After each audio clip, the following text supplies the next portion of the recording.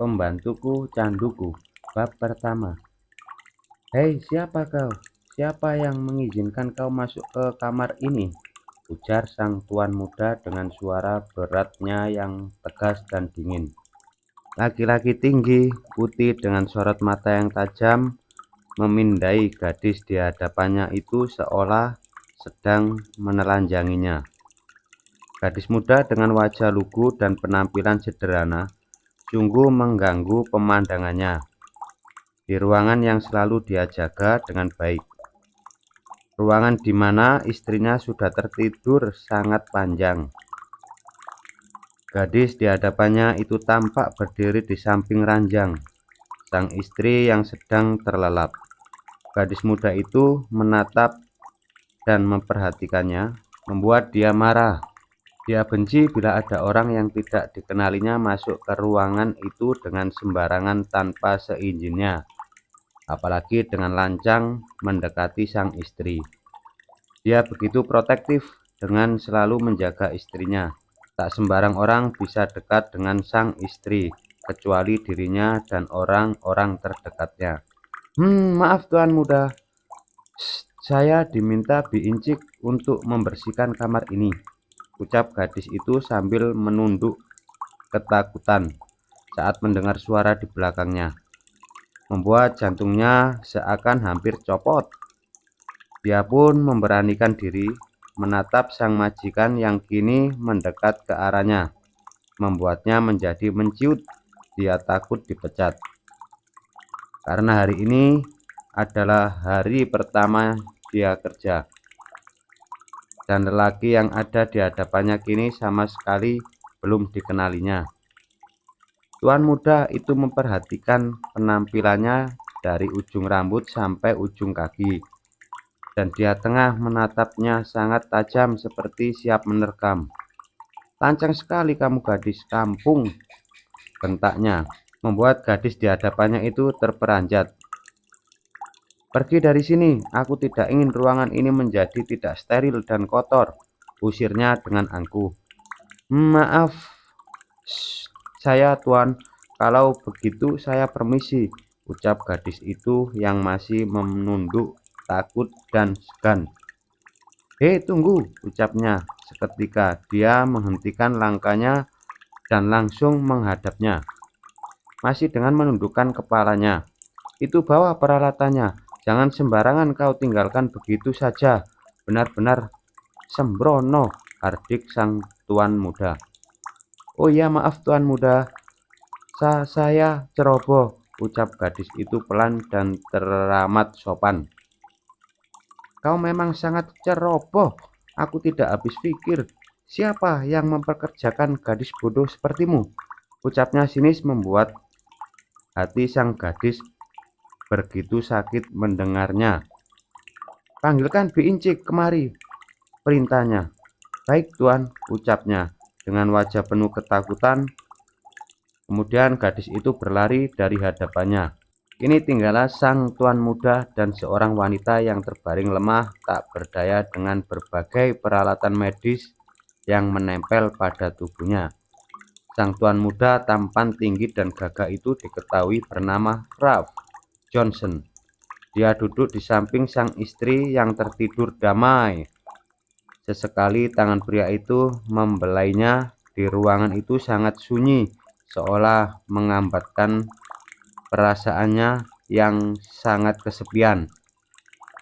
Luna sayang, apa kabarmu hari ini? Seperti biasa hari ini aku akan pergi bekerja. Cepatlah bangun Luna, ucap Ralph sambil menggenggam tangannya yang lembut. Hampir setiap pagi sebelum aktivitas kerjanya, Ralph selalu berusaha menyempatkan diri untuk melihat kondisi sang istri yang sudah terbaring koma. Kemudian terdengar pintu diketuk dan Ralph mempersilahkan dia untuk masuk.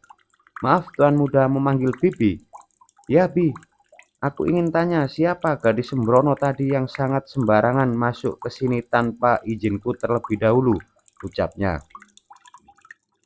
Ada perasaan tidak suka di sana, membuat Bi Incik merasa bersalah.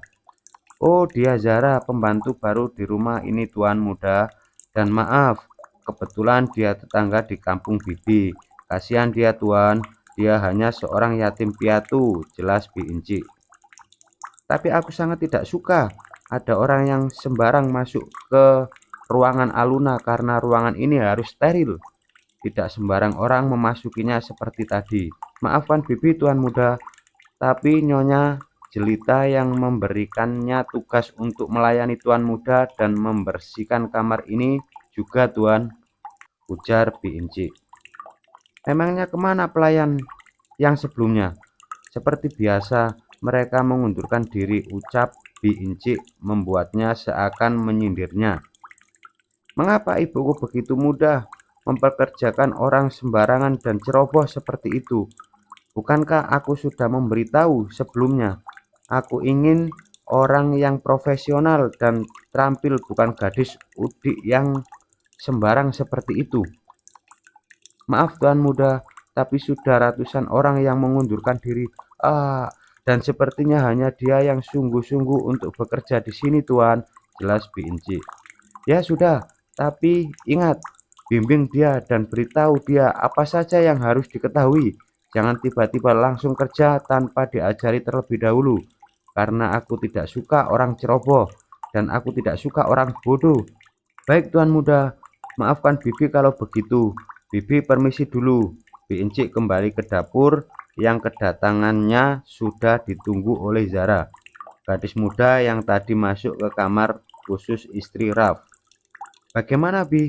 Apa tuan tadi memecat saya Bi? Kamu tenang Zara, tuan muda sebenarnya sangat baik. Cuma kalau sama orang baru memang seperti itu. Yang penting kamu harus banyak belajar. Ingatkan yang sudah saya bilang tadi, jangan sembarang masuk ke dalam ruangan tadi. Maaf Bi, sepertinya tadi saya salah masuk ruangan. Ya sudah, tidak apa-apa, tapi lain kali harus tanya daripada kamu dimarahin oleh tuan muda. Raf menatap wanita cantik yang terlelap bagaikan seorang putri tidur. Tak pernah bosan dia duduk di hadapan wanita itu sambil memegang tangannya. Berharap wanita yang sudah dinikahinya selama 6 tahun itu bisa secepatnya tersadar. Dia membelai rambutnya dengan penuh kasih sayang. Cintanya pada wanita itu begitu besar. Berharap suatu hari mata indah itu akan terbangun dan kembali bisa saling menatap penuh cinta.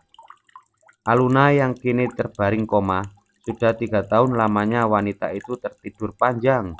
Pasca melahirkan, Aluna harus terbaring koma akibat preeklamsia yang dialaminya dan bayi mereka harus meninggal seketika setelah mengalami keracunan ketuban.